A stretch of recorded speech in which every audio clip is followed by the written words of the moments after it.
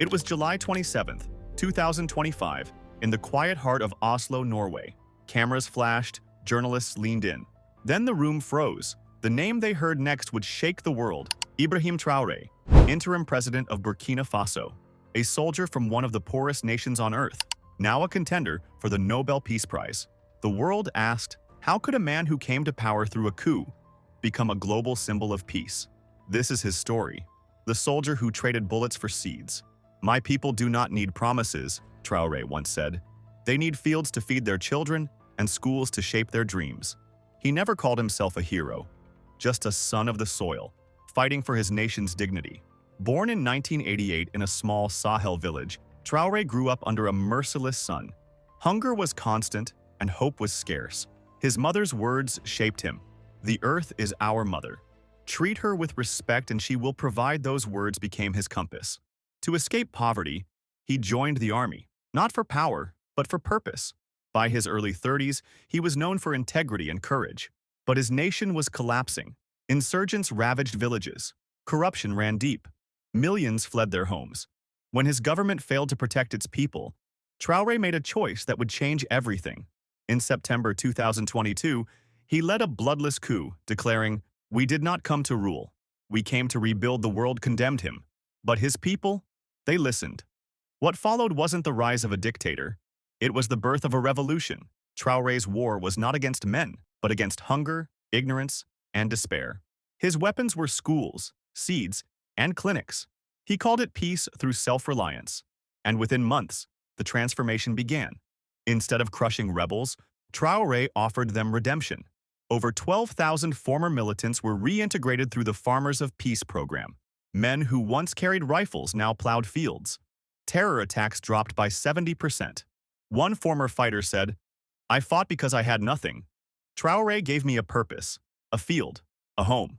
This was peace, not negotiated in conference rooms, but cultivated in soil. Then came his boldest move. Traoré reclaimed 3.8 million hectares of farmland from foreign corporations. For decades, outsiders owned Burkina Faso's richest soil while locals starved. "The land is not for sale," he said. "It belongs to those who work it." Farmers wept with joy. Markets filled again. His reforms rippled across Africa. Food insecurity dropped. Schools reopened. Clinics reached forgotten villages. And Traoré's dream grew into something larger. A movement.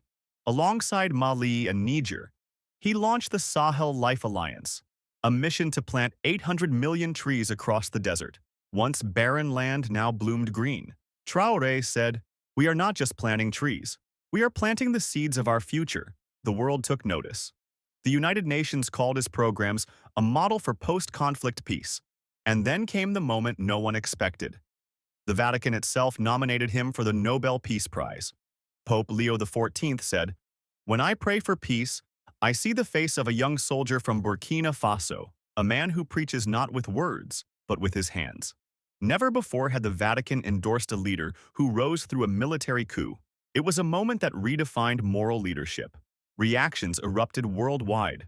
France called him unsettling, but undeniable. Brazil hailed him the new Sankara, a farmer in uniform.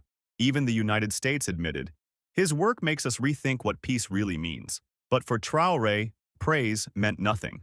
"We are not building for awards," he said. "We are building for our people, for their dignity, for their future." In Burkina Faso, the streets of Ouagadougou exploded with celebration. Thousands marched with banners reading, "We no longer beg. The world now listens."